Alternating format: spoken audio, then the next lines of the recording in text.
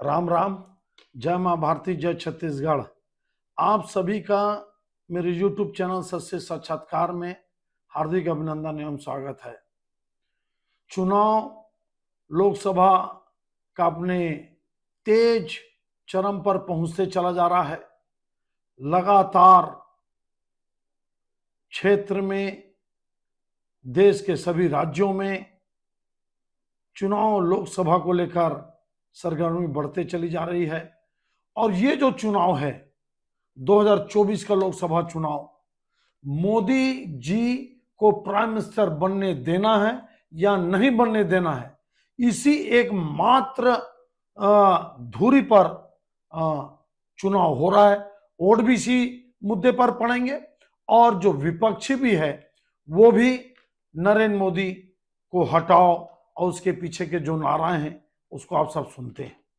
आज हम तमिलनाडु राज्य की 39 सीट और जो केंद्र शासित प्रदेश है 30 विधानसभा वाली पुडुचेरी की एक लोकसभा सीट, कुल 40 लोकसभा सीट के बारे में आकलन विश्लेषण का प्रयास करने का प्रयास करते हैं।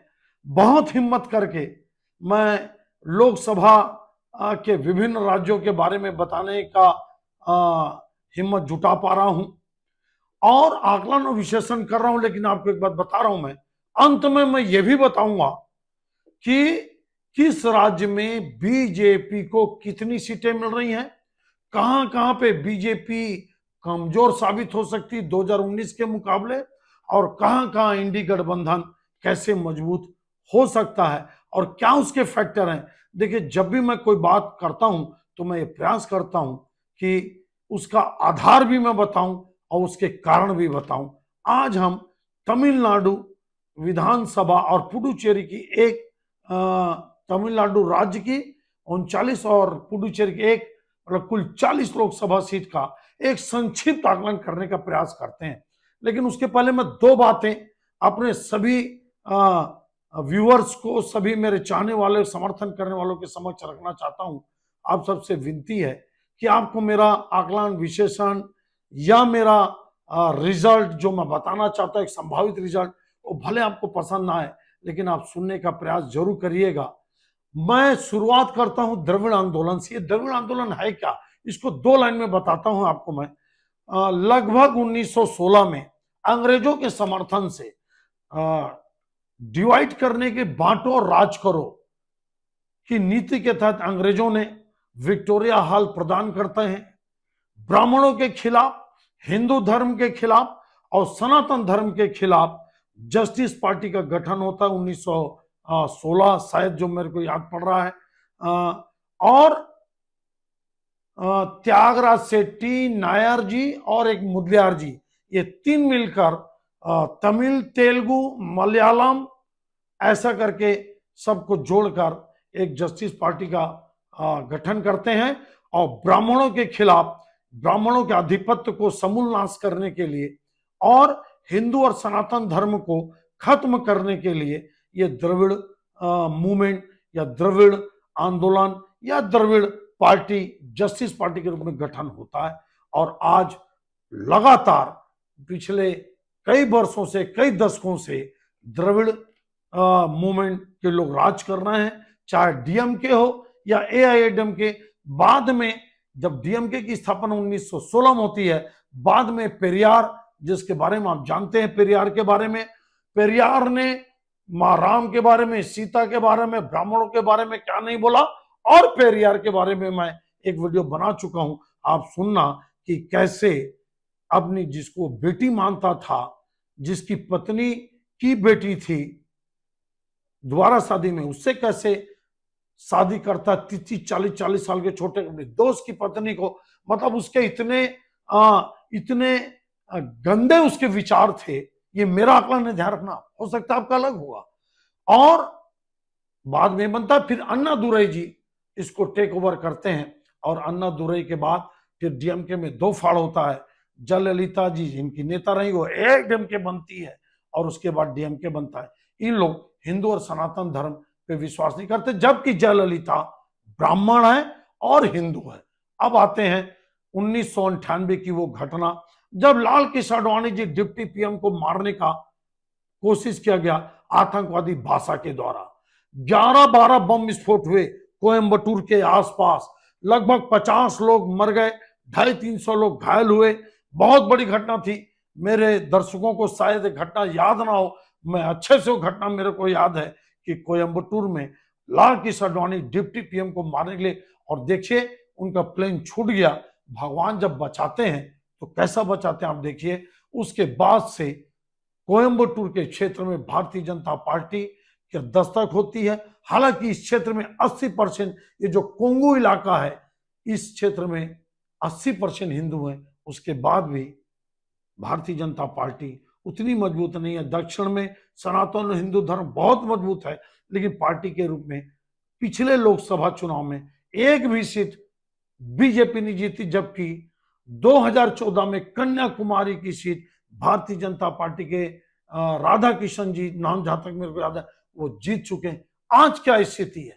आज डीएमके 22 सीटों पे लड़ रही है, कांग्रेस 9 सीटों पे लड़ रही है, और उसके अलायंस सीपीआई, सीपीआईएम 2-2 करके ऐसा, और क्षेत्रीय पार्टी टोटल ये 40 सीटों पे चुनाव लड़ रहे हैं, पुडुचेरी को शामिल करके। एआईडीएम क्या अलग हो गई बीजेपी से, आप सब जानते हैं। कारण उसका क्या है? बहुत सारे कारण है, मैं उतना डिटेल में नहीं जाऊंगा, लेकिन एआईडीएमके और बीजेपी अलग अलग लड़ रहे हैं। इससे दोनों को नुकसान हो रहा है, एकदम मान के चलिए। लेकिन जो सीएम थे पनीर सेल्वम जी, वो निर्दलीय चुनाव लड़ रहे हैं बीजेपी के समर्थन से, और एआईडीएमके के जो अभिनेता पलानी स्वामी, वो अपना अलग चुनाव लड़ रहे हैं, वो बीजेपी से अलग हो गए। द्रविड़ मूवमेंट को लेकर और भी सारी बातें हैं। अब भारतीय जनता पार्टी में क्या स्थिति है? मैं बार बार बोलता हूं कि भारतीय जनता पार्टी के 4-5 बड़े नेताओं पे आप अपनी निगाह रखना।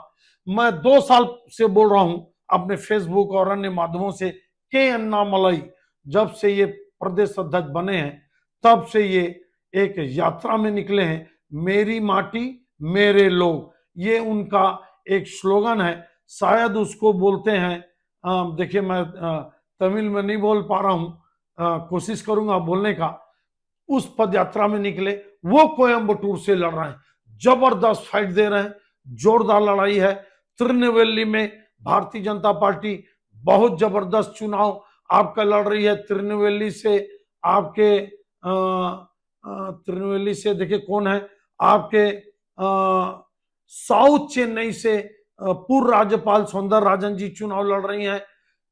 आपकी नीलगिरी से जो देखिए अम्बुमणि रामदास जी जो मंत्री थे, द्रविड़ आंदोलन के नेता रहे, ये बीजेपी के साथ मिलकर लड़ रहे हैं। इनकी पीएम की अपनी पार्टी है, इनकी पत्नी सौम्या जी लड़ रही हैं नीलगिरी से, और सॉरी धर्मपुरी से। नीलगिरी से डी राजा जी के खिलाफ एल मुरुगन जो राज्यसभा सांसद है, बहुत ताकतवर नेता है, वो चुनाव लड़ रहे हैं। डी राजा जी आप जानते हैं 2G घोटाला के मास्टरमाइंड, वही मंत्री थे, जेल में रहे। इस तरह से अगर आप देखें कन्याकुमारी, कोयम्बटूर, तिरुनेलवेली, आपका नीलगिरी, धर्मपुरी, ऐसा करके 7-8 सीटों पे भारतीय जनता पार्टी, और पुडुचेरी की एक सीट जो वहां के आपके गृह मंत्री हैं वो चुनाव लड़ रहे हैं, वहां पर बीजेपी और एनआरसी के जो मुख्यमंत्री हैं, वो उनके मंत्रिमंडल में जो गृह मंत्री हैं वो चुनाव लड़ रहे हैं। भारतीय जनता पार्टी बहुत ताकत से, बहुत दमदार से, पहली बार, हालांकि पिछले लोकसभा में एक भी सीट नहीं थी, 39 में 38 सीट कांग्रेस डीएमके जीती थी, एक सीट एआईएडीएमके जीती थी। आज क्या स्थिति है देखिए। अन्नामलाई पे आप ध्यान रखिएगा, आप डॉक्टर माधवी लता पे ध्यान रखिएगा, आप आपकी जो तमिलनाडु में ही जो महिला मोर्चा की अध्यक्ष हैं वनाथी श्रीनिवासन, जो एमएलए हैं, जो कमल हसन को हराई कोयम्बटूर दक्षिण के सीट से, उनके ऊपर ध्यान रखिएगा। हेमंत विश्व शर्मा के ऊपर ध्यान रखिएगा, योगी राज जी के ऊपर ध्यान रखिएगा। ऐसे बहुत सारे नाम हैं जो भारतीय जनता पार्टी के स्टार बनने की ओर अग्रसर हैं। अब देखते हैं आगे क्या होगा। लेकिन एक बात आपको मैं बता दूं, जो कोंगो रीजन है और जो अन्नामलाई जी काउंटर समाज से आते हैं, ये किसान के बेटे हैं, आईपीएस रहे, आईएमटीए लखनऊ से वेल क्वालिफाइड लड़के 38 साल 37-38 साल उनकी उम्र है। इस कम उम्र में वो प्रदेश अध्यक्ष बनते हैं भारतीय जनता पार्टी के। जबरदस्त लड़ाई चल रही है। आप देखिए क्या स्थिति होगी। रामानाथपुरम में भी भारतीय जनता पार्टी बहुत मजबूत है। ये जो स्थिति आपको मैं बता रहा हूं, लगभग 11-12 सीटों पे 11, चाहे कोंगू रीजन हो, चाहे वो आपका कन्याकुमारी, कोयम्बटूर, तिरुनेलवेली, जो आपके केरल से लगे हुए इलाके हैं, जो कर्नाटक से लगे हुए इलाके हैं, इन इलाकों के लगभग 11-12 सीटों पे भारतीय जनता पार्टी बहुत दमदारी से चुनाव लड़ रही है, शानदार चुनाव लड़ रही है। और कितनी सीट जीत सकती है ये आपको मैं जरूर बताऊंगा। लेकिन आप मान के चलिए आज भी वहां पे डीएमके, कांग्रेस, सीपीआई, सीपीआईएम, और याद रखना ये मुस्लिम लीग के साथ यहां भी चुनाव लड़ रहे हैं। कांग्रेस केरल में भी मुस्लिम लीग के साथ चुनाव लड़ रही है और तमिलनाडु में भी चुनाव लड़ रही है। एक घटना जो आपको बताया, जो आडवाणी जी का मारने का प्रयास हुआ, 11 बम विस्फोट हुए, उसमें जो बासा हैं ऐसे लोगों और उनके सैकड़ों लोगों के साथ इनको उम्र कैद की सजा हुई, जबकि फांसी की सजा ऐसे लोगों को होनी चाहिए। लेकिन अदालत का हम सब सम्मान करते हैं। मैं आपको जरूर बताऊंगा कि तमिलनाडु में भारतीय जनता पार्टी कितना सीट जीत सकती है। लेकिन इतना आज आपको मैं बताता हूं, द्रविड़ आंदोलन को खत्म करने की विचारधारा आज भारतीय जनता पार्टी में विचारधारा स्पष्ट होनी चाहिए। अन्नामलाई ने साफ बोला है कि मैं अगर मुख्यमंत्री बना तो पेरियार की मूर्ति को मैं उखाड़ फेंकूंगा तमिलनाडु से, जो बहुत बड़े द्रविड़ आंदोलन के बहुत बड़े योद्धा माने जाते हैं द्रविड़ों के हिसाब से। और हमारे हिसाब से जो हम सब सनातनी हैं, हमारे हिसाब से तो राक्षस से कम नहीं, चाहे उसकी विचारधारा कुछ भी हो, उसकी मूर्ति को उखाड़ फेंकना चाहिए। मैं समर्थन करता हूं इस विचारधारा का। और किसी जाति को समूल नाश करना, किसी धर्म को टारगेट कर राजनीति करना, किसी भी धर्म का हो, कोई भी धर्म हो, ये बिल्कुल गलत बात है। इसको कहीं बर्दाश्त नहीं किया जा सकता। मुद्दों के आधार पर राजनीति होनी चाहिए, विकास के आधार पर राजनीति होनी चाहिए, गरीबों का भला करने को लेकर होनी चाहिए, राष्ट्रवाद को लेकर राजनीति होनी चाहिए। लेकिन इतना आपको बता दूं, मैं तमिलनाडु में भारतीय जनता पार्टी की शानदार एंट्री हो गई।